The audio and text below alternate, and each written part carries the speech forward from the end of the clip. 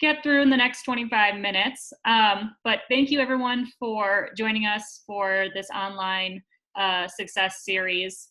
I know that there's a lot of Zoom and Teams meetings on your calendar, so the fact that you were willing to sign up for one more and put yourself in front of the screen really means a lot to us. Today we're going to talk about online class professionalism. To introduce myself just real briefly, my name's Elise DeWald. I'm actually a full-time graduate student at the University of Denver, where I'm getting my master's in higher education. So this class was, or this session rather, is really pertinent to me because I too am going through the online class sort of adjustment and sort of pulled from my own experience and some of the things that I sort of wish I knew before I started online classes last spring. With my connection to MSU Denver, I got to work for Scott this summer, and we got started with working with Sam and the Office of First Gen Initiatives, putting together this series. So just finishing it all out. So today we're going to talk about sort of what to generally expect in online classes, and I'll go into that more in a second. The main bulk of our time together is going to be about online classroom etiquette, and then also using your professor as a resource as you adjust to the new online setting and everything. So as far as what to expect is, we thought it would be great to start off with this disclaimer about how online classes are not the same as in person. We actually had some communication about that before we started recording, when we were asking everyone about how online classes were going. Pretty much everyone said that it's good, it's just different. And for the most part, everyone in our discussion sort of preferred the in-person style. I'm the same way. So I think when it comes to this, it's just a matter of like redefining your expectations where the online classes will just be different. And with that, professors will have different teaching styles and different formats. So whether they're using Teams, whether they're using Zoom, whether they prefer a more discussion-based class, whether they teach more in a lecture, you're just going to have to adapt from class to class and semester to semester. So it's important to be adaptable when you're going from in-person to the online distance learning too.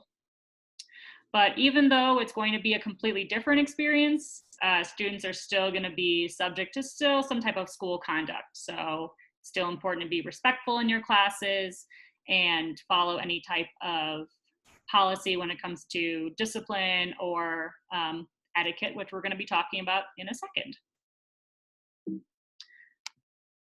So here are just some quick tips when it comes to online class etiquette. Some of you might be already very familiar with a few of these points. Especially the muting of the microphone when you're not talking. And I've also included the icons if this is your first time you're seeing any of these statements or points. So always remember to mute yourself when you're not talking. Something that I wish that Zoom had, which maybe it does, I haven't experienced it on my end as a student, was the ability to raise your hand literally and virtually.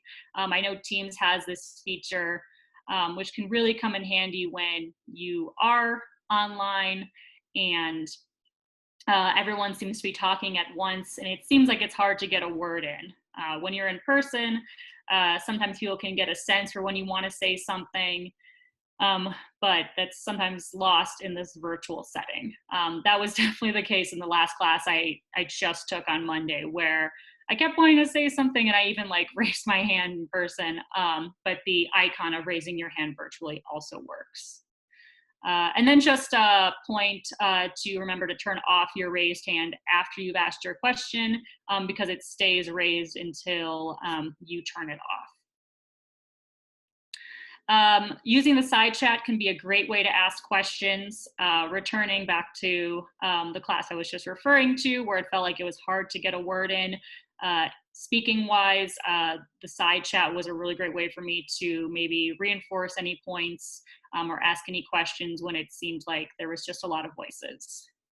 But just a note about that, all messages, even private ones, can be viewed by the professor, which I don't think everyone knows about. I was really glad that my professor last spring made us aware of that when we were just getting used to Zoom. So in Zoom classes, I know that you can privately message classmates and the professor if you don't want to disrupt class. Do know if you have any comments and stuff, it can still be viewed by the professor. So sort of be just aware of that. And then lastly, you may choose to turn off your camera, which a lot of everyone did at the start of this, so I won't spend too much time speaking about that. But if you choose to have your camera on, just remember that you are on camera. And what does this mean? It means that in an in-person setting, normally if you are doing something, saying something, doing something in regards to like maybe making a face or sometimes laughing, in an in-person setting, depending on where you're at in the classroom, not everyone will see that, especially if you're in the back row or if you're in the front. Your reactions or anything you might be doing can sort of go unnoticed. And that's really probably the biggest difference that I sort of saw with Zoom, especially someone like myself who's very expressive. It has reminded me to keep my facial expression sort of at a minimum, especially if I don't agree with what someone is saying, or if maybe someone's texting me and I'm laughing at what they're texting me and everything. It's a nice reminder that when you're on camera, everyone can see you, and going and jumping down a few points, you may also be recorded.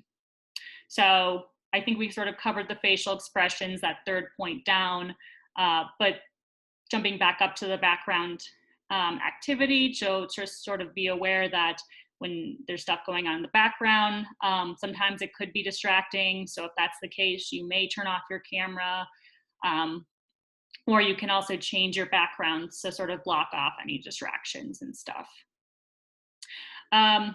This was something that I actually thankfully haven't been subject to, but I know a few of my friends who have glasses became aware that if you're wearing glasses, sometimes what you're looking at on screen can be reflected onto your glasses.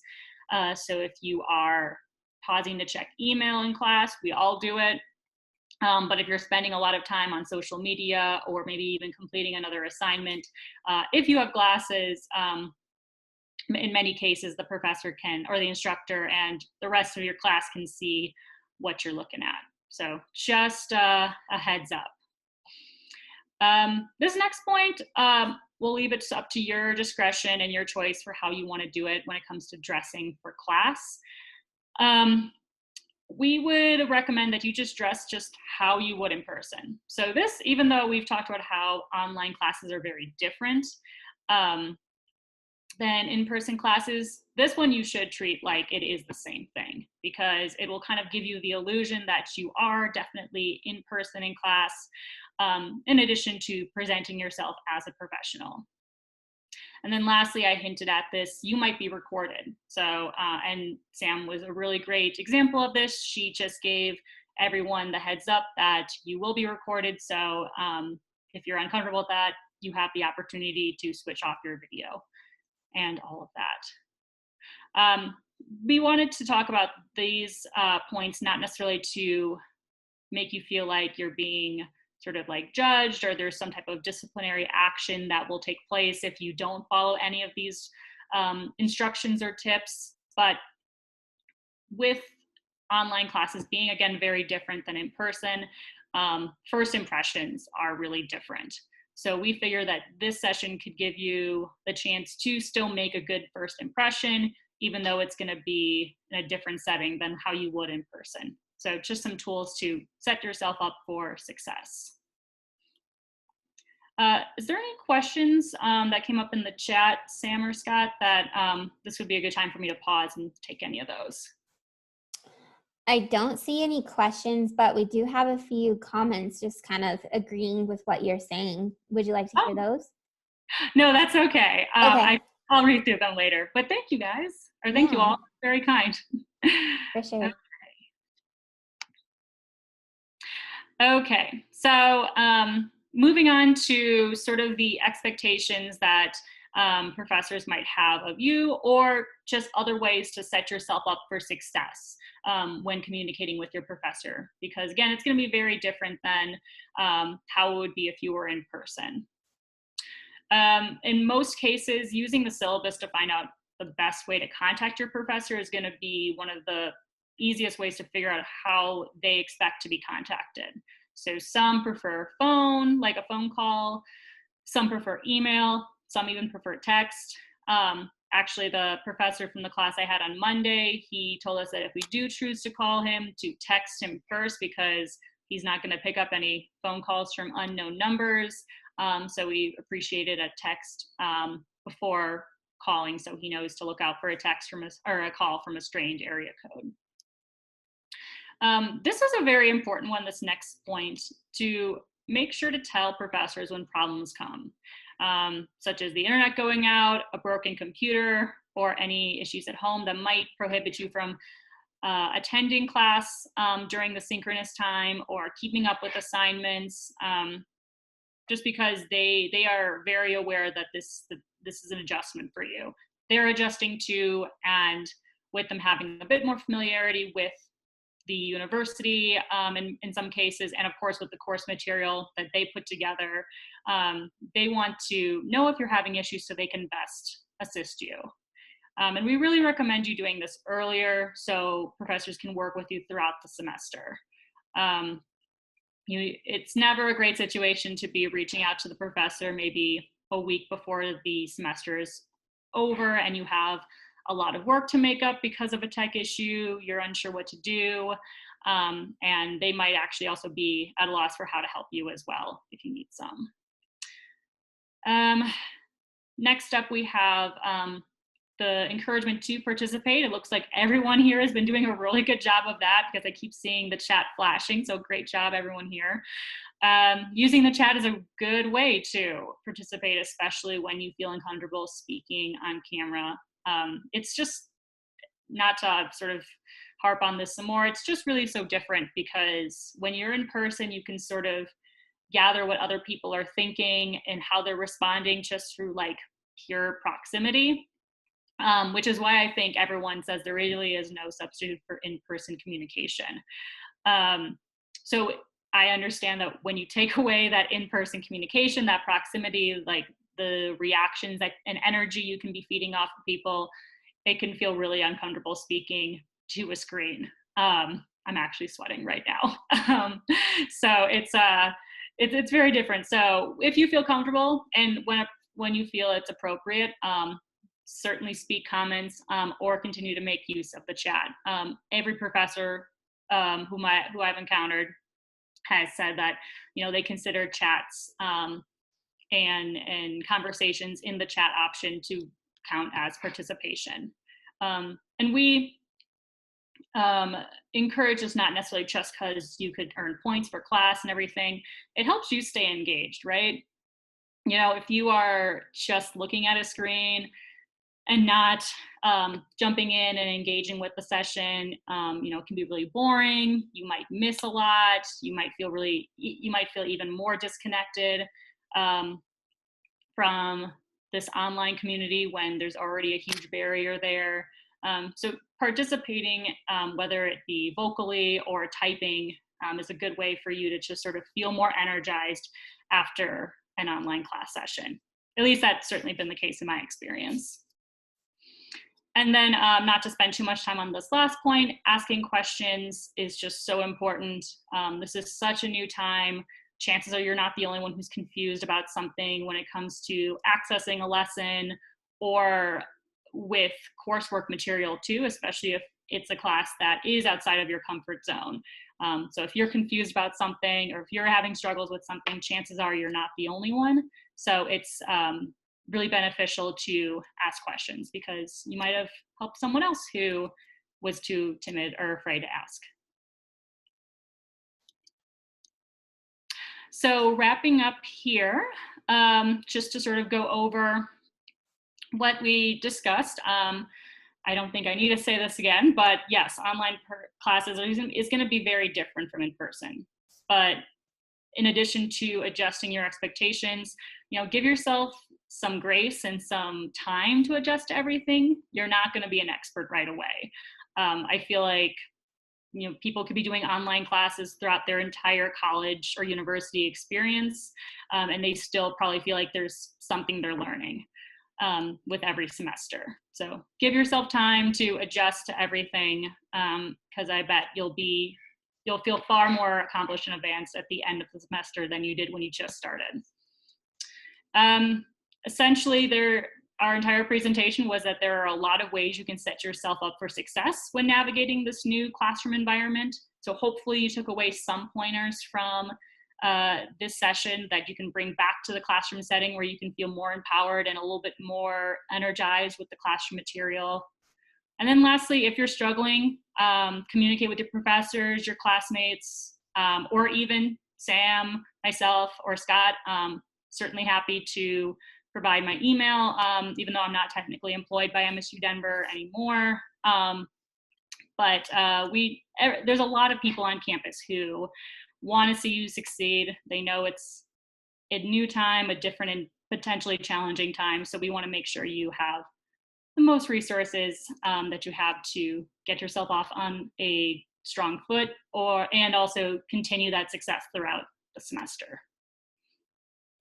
And with that, just wanted to make a little plug to feel free to add the Office of First Gen Initiatives on social media. You'll see the links to those social media pages near the bottom. And join us next week or for any of our other workshops. We're going to be doing this into October, and it looks like next week will be a very, very important session called Online Learning Time Management, which I feel like I could always take a class in time management, regardless of whether or not it's online. But online, that's definitely something that can be a bit of a learning curve. So hopefully you'll join us next week and tell your friends. And with that, I'm going to stop.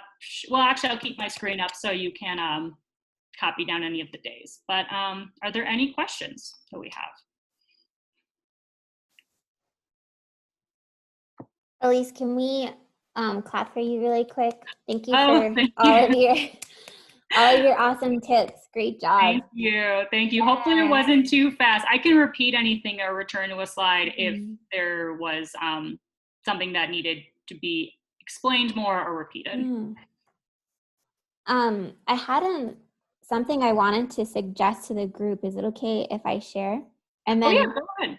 Yeah, people who have questions, put them in the chat or feel free to unmute.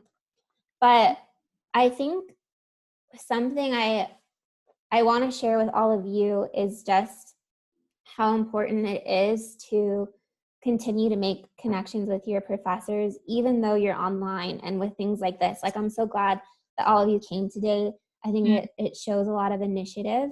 And I hope that in your classes, you do on occasion turn on your camera, or you stay a few minutes after the call to talk to your professor or something like that. Because I think, especially, I'm a first gen student, and so things I didn't realize were important are things like connecting with your professors.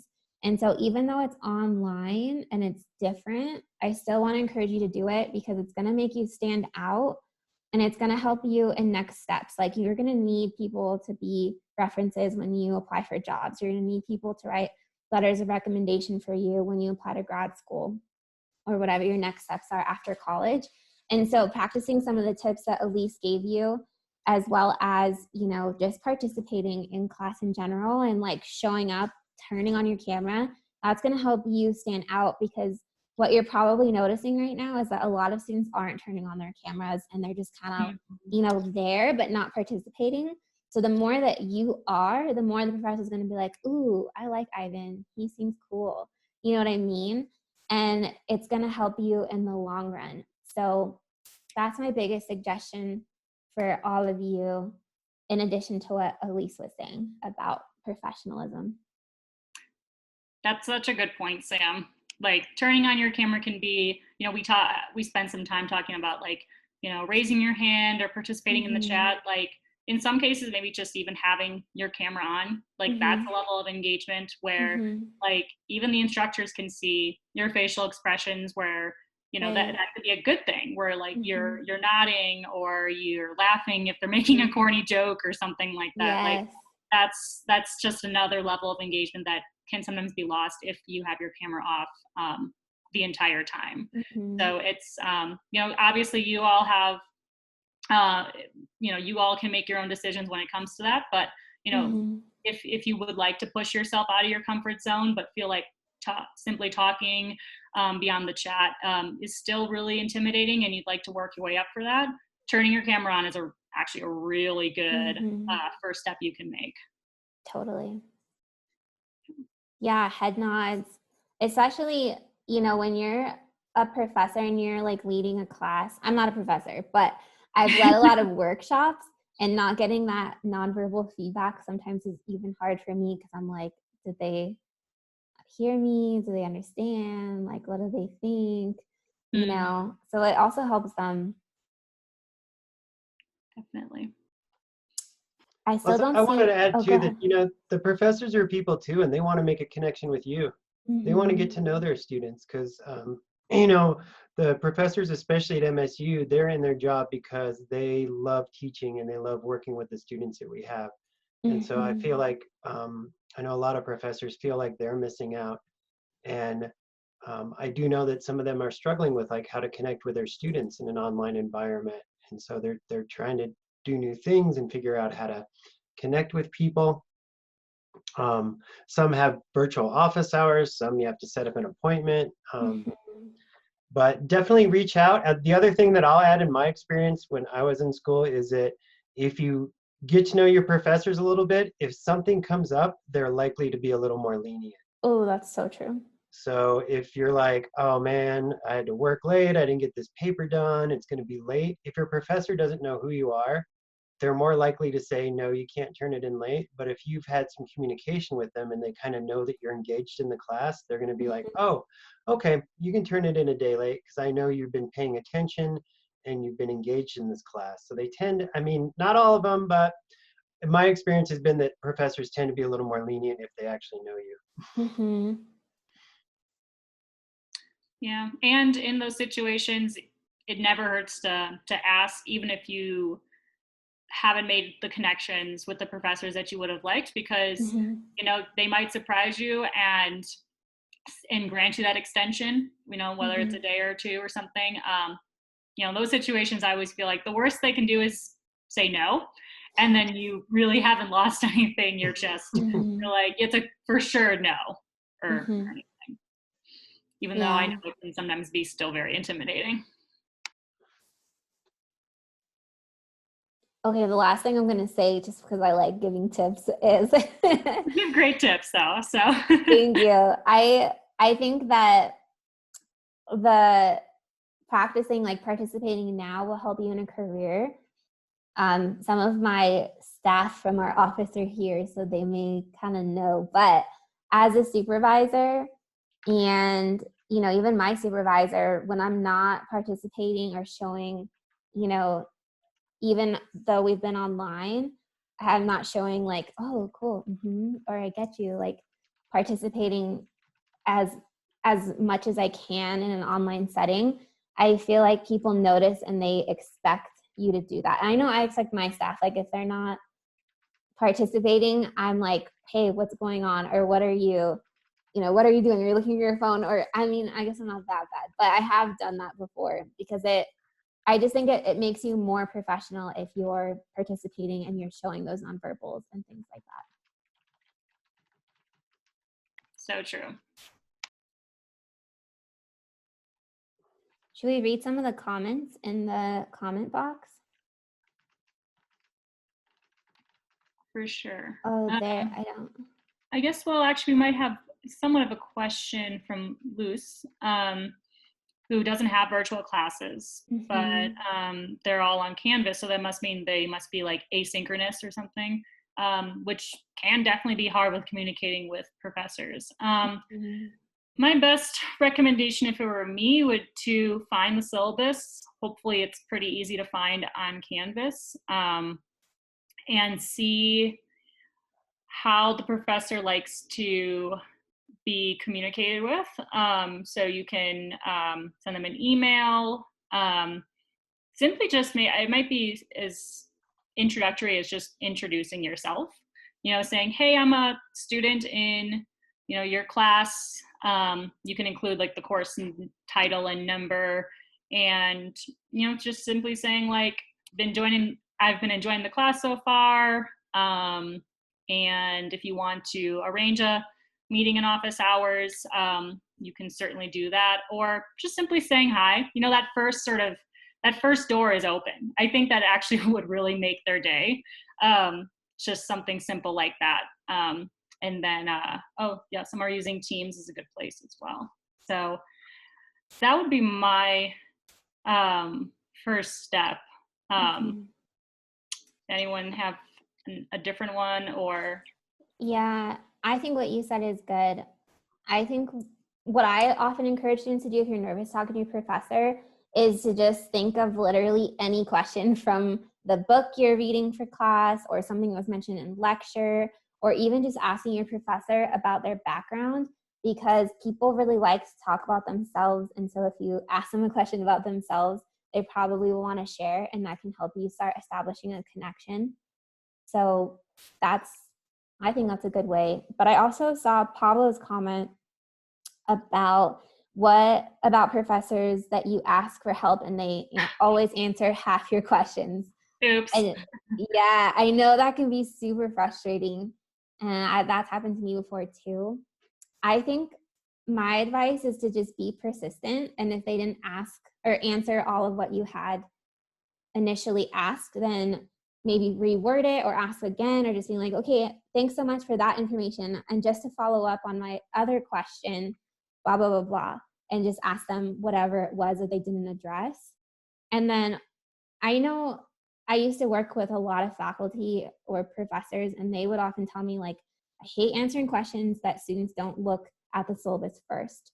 So possibly, and I know this kind of sounds rude, but it's just kind of the nature of some professors. But if it's something that you're asking and it was in the syllabus, I would just check and make sure that it's not. And if it's not, then ask it again. But if it is, then that might be why they're not answering the question, is that they're like, the student should look at the syllabus. That's kind of their expectation of you. So that's really important. Does that help, Pablo? Do you want to ask again if there's more? Yeah, hopefully we answered everything fully. I want to go back to Luz's question regarding how to communicate through Canvas. There's actually an option on Canvas where you can message your professor or any other classmates. Right below calendar, there should be an inbox option. If you click on it, it should pop up like this little messaging app. And then on your top right hand corner, there should be different options. If you click on compose a new message, you should be able to select the course that you want to, or the class that you're in. And then it'll pop up a different selection of people. And then it should pop up your professor. You click on the contacts box and it should list out all the people in the class, including the professor. And from that point on, you can write your message to your professor. Thanks so much for sharing. I don't know much about Canvas, so that's super helpful to share. That's a really good point, especially, and I didn't realize this until a class I had last spring. I know one professor actually told us that if we had a question for her, that to ask it in Canvas, because when she would get a message through Canvas, she would sort of prioritize that over just other random emails she would get, because she knew that the question, if it was coming through Canvas, it was through a class that she was teaching. And I know professors get a lot of emails and stuff, and I know Mhm. Sam and Scott both do as well. So it's kind of a cool way to sort of put yourself sort of at the top of the inbox. That's a Mhm. good point. I always forget that you can message through Canvas. Yeah. I see, Sheila and Luz, it sounds like you both have a similar question about how to talk with a professor who hasn't graded assignments in a timely manner.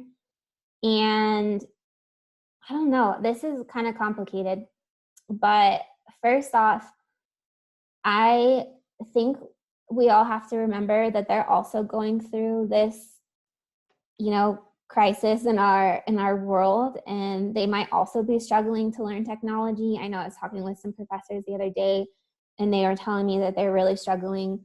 Well, they struggled to get everything on Canvas and just to keep up with all of the new technology that they're having to use.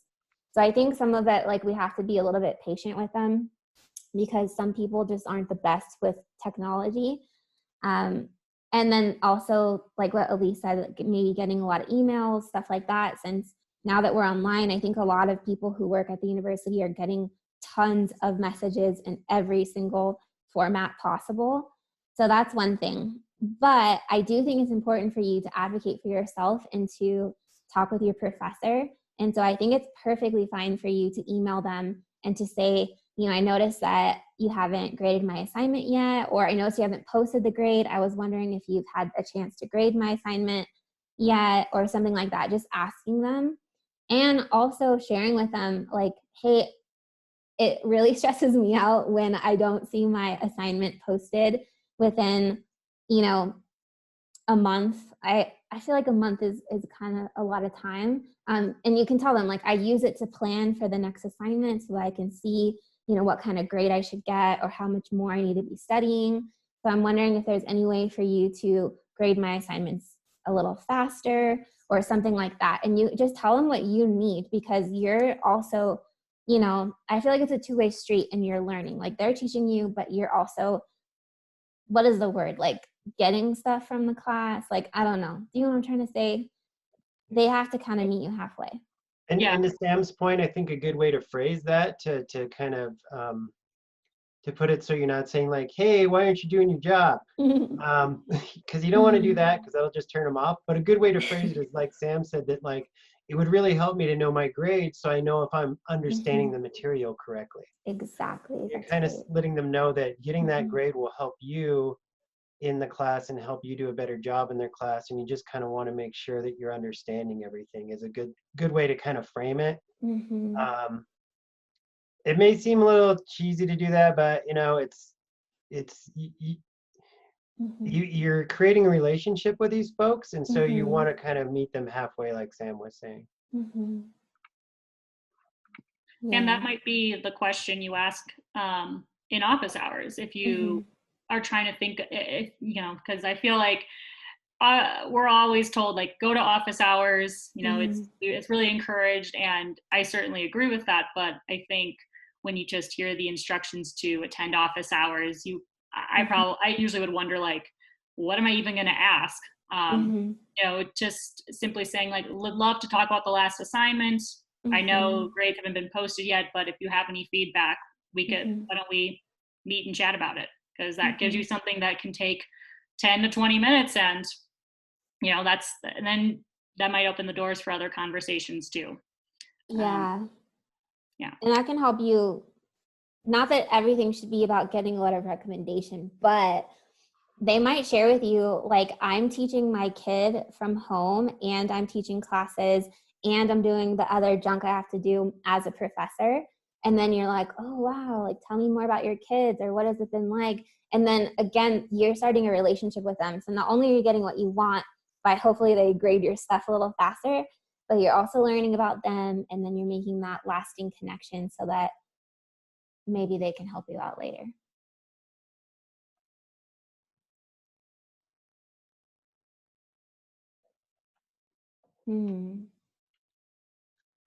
Yeah, for sure. Good tips, Dan, or good comment. Does anyone else have questions that we can answer, or do you want us to expand on anything, or maybe we didn't get your question quite right?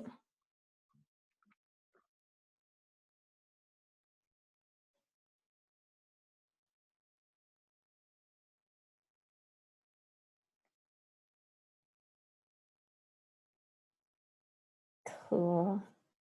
Well, Nice. sounds like we did awesome. So thank you all so much Yeah. for coming, and thanks again, Elise, for presenting. And if you all did not sign in, I think I still have the link. Here's the link to the sign in. You can get a prize, and we hope to see you at our next event. I can put the website in again for you all. Yeah, and just to repeat, it's, oh, I lost it. Oh, it's going to be next week, next Wednesday at 3 p.m. on online learning time management, which is super relevant. And if you or know anyone on campus who's been having some issues keeping everything straight with all the different deadlines and the new online format, feel free to let them know that we're doing this stuff. Yeah, I think Yeah, especially online time management is definitely going to be key to staying on track and being successful. totally. Cool. Well, have a great day. I put in the YouTube, our website, and the sign-in sheet if you all want to use those for later. And oh, I guess I should put in our email.